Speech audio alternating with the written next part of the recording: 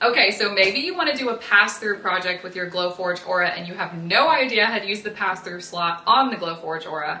And it is completely different than using the pass-through slot on any other Glowforge machine, and it is a truly manual process. So I'm gonna go through with you just a couple tips to help make it easier for you so you can get clean cuts every time. If you've never been here before, hi, I'm Laura. This is my channel where I share lots of crafty tips, tricks, and tutorials for your Cricut, Glowforge, Canva, and more. So really quickly, I just want to talk about a couple ways to make pass-through projects with the Glowforge Aura easier. The first is make sure your file is set up correctly for a pass-through project with the Glowforge Aura. You do have to separate your file into 2 or more pieces, each of which can be contained within the 12 by 12 print bed for the Glowforge Aura. You can buy files that are already set up for this on Etsy or on another site where you purchase files, or you can do it yourself using a free program called Inkscape. This can be a little bit of a tedious process depending on how crazy your file is, but I do have a separate video that shows you how to do that over on my page, so you can check it out and then you'll know how to do that part of this process, which is by far the most technical aspect of what you'll have to do.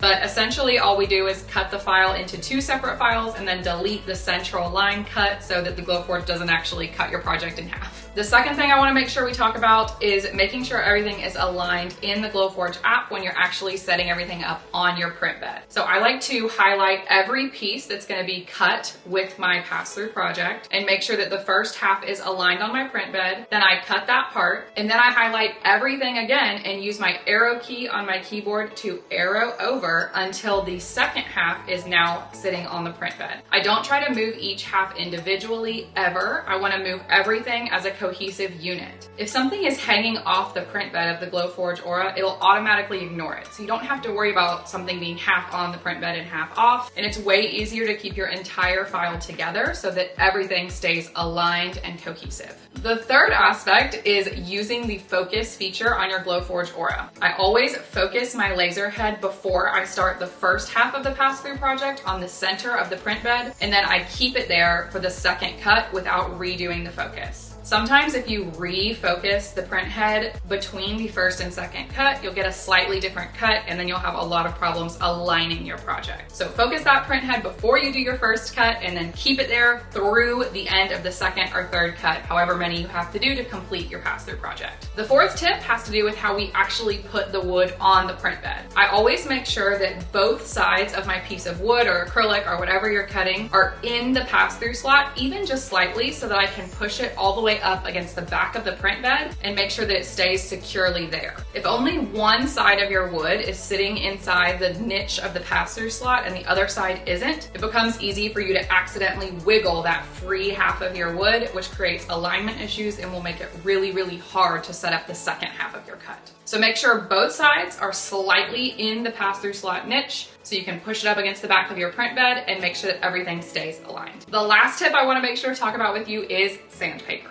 Once you pop it out, you might notice you have tiny alignment issues on your cut. Most of them are really minor and shouldn't affect your ability to put your project together. But since the Glowforge Aura is a manual pass-through slot, you might have tiny little errors or pieces that come off the edge of your print where the alignment wasn't just absolutely perfect, but you can easily adjust these with a little bit of sandpaper. I highly recommend taking a piece of sandpaper and rubbing these down to create a soft, straight edge, which will make putting your project together in the end that much easier. Okay, that's all our tips for making sure you have a clean and cohesive manual pass-through project with the Glowforge Aura. I hope this was helpful to you. I'm making a flower box today with my Glowforge Aura. If you want to see that whole project, head on over to my page. It's already posted there. And if you're new here, again, don't forget to hit like, subscribe, and the little bell icon. I love creating crafty projects with you, and I would love to see you back here again next time we do a Glowforge or a Cricut tutorial. You can also follow me anywhere you have social media at It's Laura Lambert. I would love to connect with you. If you have questions about this project, you can drop them below or DM me on socials. I would love to know what you're making, what your questions are, and what you want to see next. So until then, I hope this was super helpful and I hope you have a wonderful and clean pass-through project with the Glowforge Aura. But until next time, happy crafting.